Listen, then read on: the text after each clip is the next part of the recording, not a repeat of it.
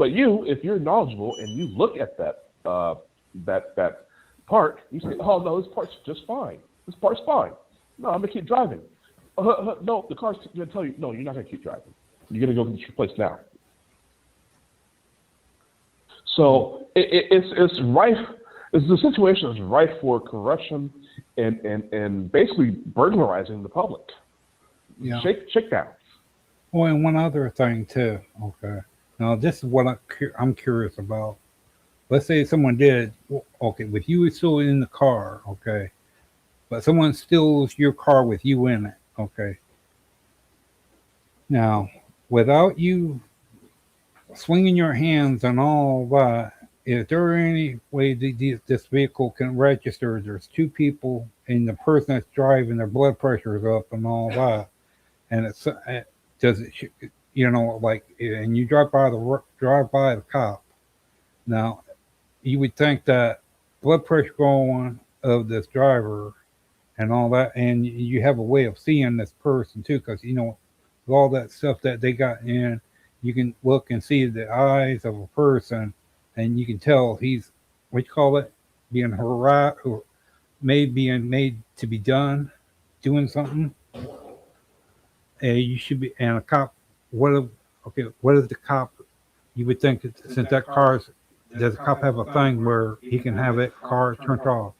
Well, I mean, I don't think that that's actually going to be the purpose for that kind of technology. You know what Well, I I'm mean? saying But, I about, mean, it's But wishful thinking. well, well, I'm if you saying want to like get if, dystopian, like really dystopian about it, your car can probably interrogate you. Like a lie detector test, and checking. Did this person commit a crime just now? Reading all your vital signs. The dash may come up with questions. Siri may come up, start asking questions. If you're not answering correctly, it just may call the cops on you and drive you up to the police station. yeah, You want to get and with, dystopian about it. yeah. Well, with all the new 100 new technologies that Ford and all, okay, has implemented into the vehicle, is that black box. How would you say for all that for everything that's working in the car? How does that black box Well, going to keep up with all that? let me clear something up because you keep saying black box. Okay, it's not a black box. There's multiple devices, and like what I just explained to you, okay, with the capabilities they're having, just with the brakes and being able to stop the car. That right there tells me that future cars, okay, you're not going to be able to disconnect from the matrix. You're going to be a part of that infrastructure no matter what. Because if you try to disconnect your car from it, it's just not going to be. You're not going to be able to use it. Yeah. You know what I mean? Well, correct, because you're going to have sensor on top of sensor. In order for this sensor to work, you need these three sensors over here. In order for those three sensors to work, you're going to need 6 sensors over here. If you remove one of those things out of the entire thing, the entire car may just not work. You're absolutely right.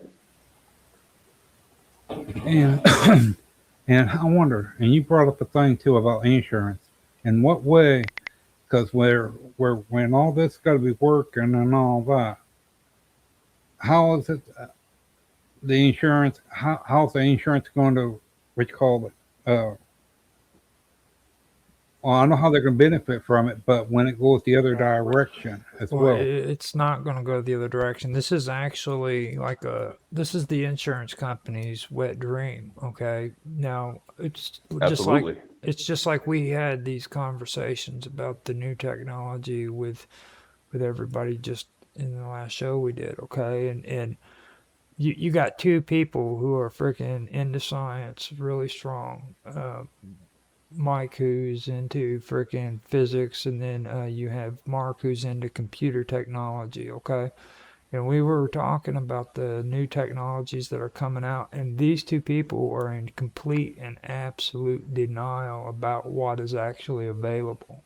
They do not want to accept the fact that this technology is real, and it's actually overwhelming to them. you know. And that's what it's really about. Mm-hmm. People right now are just in shock and awe. They don't believe that what's being said and what they're seeing is actually true. And these are people who've Mm-hmm. gone to school, they know the freaking science, and they still can't believe it. You know, when Isn't that amazing? it's completely amazing.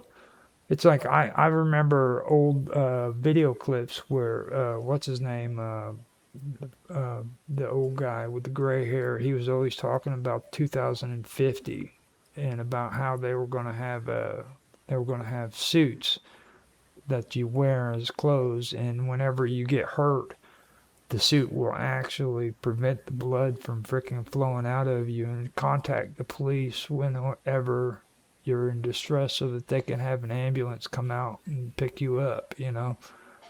Yukaki. I don't know if I said that right, but you know that's the kind of stuff that's happening right now. That's what's taking place. You know.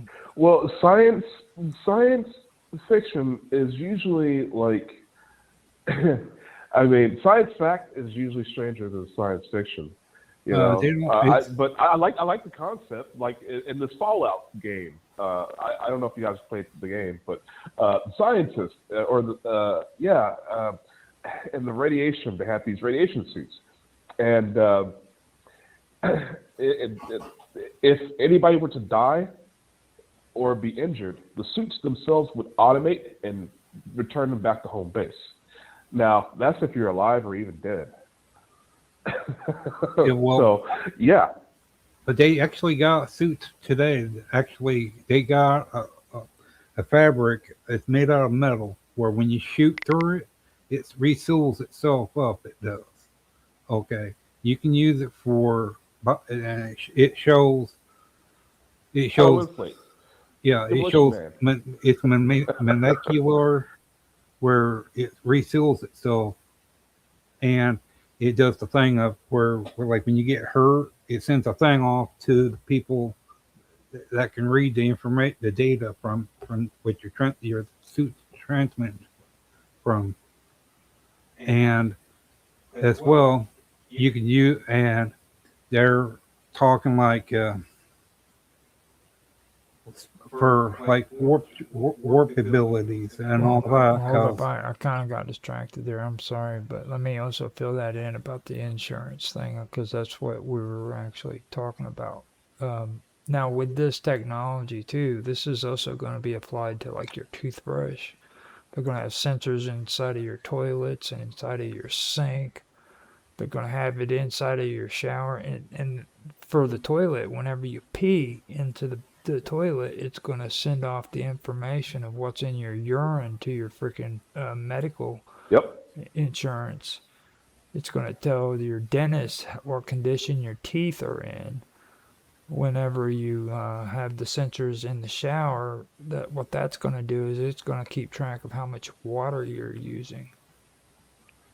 You see, well, yeah, but stuff like that. And if you don't maintain these systems yourself, you're liable to have your insurance go up, or even be fined, or even go to jail, depending on how dystopian it gets. well, then that's when you call. But what I was referring to about the insurance as well is like when you have a car wreck, okay, and it shows the whole process of who hit who, at what speed and what angle and all that, and the insurance don't want to pay for it because they're wanting to cover it up or try to mess with the data. Okay. Or you know, they'll come up with technicalities that it'll further complicate everything, which gives them more reign. It'll give them carte blanche to come up with things to invalidate giving you money. Or try Absolutely. to get out of giving you money. That's what I'm saying. Oh yeah, okay, yeah. And it's like with Well, people. well, look at it like this too. Okay, now look at you're driving around in a car that has a camera pointed at your face, and you're driving down the road, and you look away just for 1 second, and bam, you hit somebody. Now, the moment that you looked away is the moment that that camera is going to tell your insurance provider, no, we don't have to pay them because he looked away Hmm. just at that moment when he ran into that car. So that they don't have to pay it. Or or even that, oh, he's had 3 cups of coffee. The guy was amped up. Of course he's trying to speed. Or oh, you got into a wreck because you're arguing with your girlfriend. And the girlfriend may be given criminal charges or financial responsibility or completely cancel out your insurance. There's so many scenarios, yeah, that they can come up with. The more surveillance and the more data that they have, the more you actually become liable. Yeah, and that's a thing too. Like we were talking about maintenance. Your insurance can cancel your insurance because of lack of maintenance on the vehicle. That's Right. where we call it a two-way thing. Your car company could be sucking you with money outrageous for maintenance fees and your insurance too. You're literally going to be paying and being a slave to a nanny state. Yeah, Literally. and it's like right now. He told us about the name of the car. It's a taxi service in Canada. It's completely automated AI, and there's some here in New York that as well too in the U.S. And it's all and that's a perfect example what I'm referring to right there. And just to let you Well, know, well, tomorrow the people. we will be talking about that too. B. So if you want to come on Okay, to Untethered, we're going to, because that's going to be the tech episode, and we're going to be talking about that too. So okay. Well, I was going to say this is also going to streamline the court system. There's not going to be all this showing up in court dates, da da da. You might end up having your court date right there. If your display is still working, it may be some magistrate there ready to go to issue you your fine, and you're going to be paying them, your debit right through the right through the system in your car. Boom. The government will swell. The natty state will swell, and it's something that we don't need. Yeah. And another thing wouldn't be so bad if it was just built in for people that for medical if a person had a heart attack in the car, if the car has that ability to where it can drive or sound off a thing to where for the closest police car around just to send a thing that heart attack, some kind of thing to notify the right people that alert that they need help at this place, this vehicle. And if people start rejecting this thing, then the sort of technology and this whole scenario, if people start rejecting it, well, then there's going to be false flags. Yeah. Let's say he's going to come up with a virus that affects cars in a certain way. Oh, you got to come bring in your car for a check, hmm for a checkup. Or, oh, this terrorist group hacked 20 cars and they all drove and killed a bunch of people in a parade. They're, it's going to get out of control. It's going to get out of our control. It's going to be in the hands of the corporation and the government, which is not where it should be. yeah, Yeah. and I don't.